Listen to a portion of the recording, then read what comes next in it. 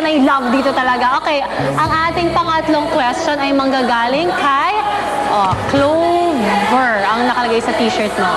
Okay, what's your Hi, name? Melay and Jason. I'm LV from Melason. LV. Yes, from Hi, Melason LV. family.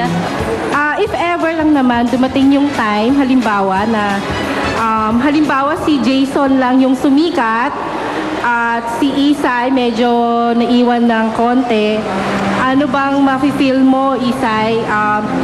Papipigilin mo ba si Jason sa pag-aartista or susuportahan mo na lang siya?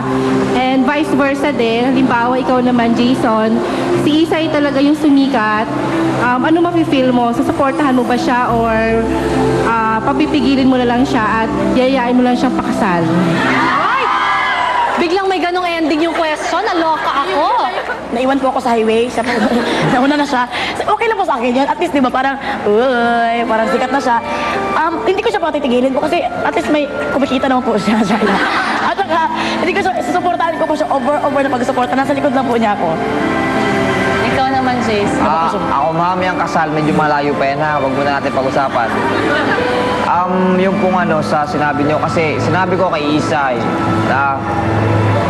Isay, siguro ngayon, masaya yung mga tao na nakikita tayong dalawa. Pero, siyempre, yung mga bagay na ginagawa namin, para sa inyo po yan. Para sa inyo. At sana po, maintindihin nyo rin ako kasi, dahil parang yung sarili ko, hindi ako masyado po sa pag-artista, ganyan po.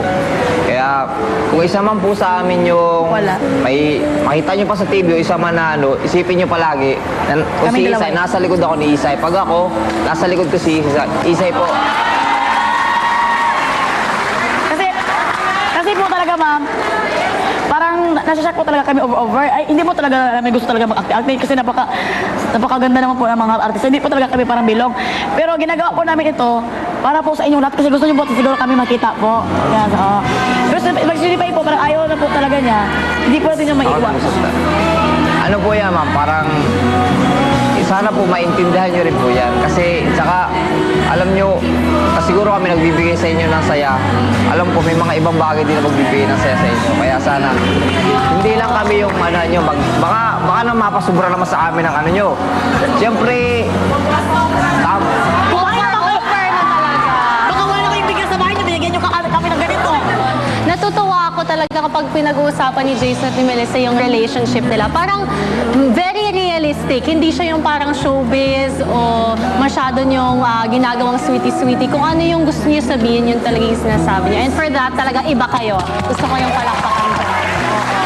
Maraming salamat sa pagiging bahagi ninyo ng Pinoy Big Brother. Maraming salamat na shinare nyo sa aming lahat ang inyong napaka-inspiring, nakakapagpasaya, nakakapagtanggal ng pagod na love story. Maraming salamat sa inyong dalawa talaga. Sobra. Hindi po dahil sa inyo, kung hindi niyo po kami inaidolan po, wala po kami dito, di ba? Salamat po sa inyo. Kasi kayo po ang may dahilan. Bakit po kayo masaya? Kayo po. Teka lang yung kiss, syempre message muna. Ano nga gusto niyo sabihin sa inyong mga tagaha? Kasi sinubaybayan nila kayo sa buong stay niyo bilang housemate. Sinubaybayan din nila kayo sa Melason and Love. At syempre, sa inyong pag-adjust sa bagong buhay niyo dito in the city, ay susubaybayan din nila kayo. So anong gusto niyo sabihin sa kanilang lahat na humahanga sa inyo? ikaw muna, Isay. Ikaw muna, I love you to! Ang masabi ko lang po sa mga naghahanga sa amin, hindi po namin talaga kayo in-expect, pero salamat po talaga, over pagkasalamat po. Dahil po sa inyo, nanalo po ako na big winner po. Salamat po talaga sa inyo dahil binigyan niyo po ako ng courage at saka inspiration po kayo sa gagawin po namin na koke at saka impostor. Kayo po talaga inspiration namin. Pati sa family po namin, kayo po talaga ha, dahil sa inyo, gagawin po namin yon. lagi ko pa sasabihin na salamat po sa inyo lahat. Kahit konti lang yung kakilala ko sa inyo, at sana yung pasasalamat ko ay para maramdaman nyo yun na salamat po talaga sa inyo lahat po. Tsaka sa amin ni Isay, sana kung anong mangyari sa amin mga daan, kayo yung mga tao na masahan namin po. Tsaka yung magprotekta sa amin, tulungan nyo kami ha. Huwag kayong maniwala sa mga chismis na kuan. Ganito, huwag tayong maniwala dahil kuan naman. Bakit mga mukha kayong kiss? Yes! Nakatakot ako sa mga taong to.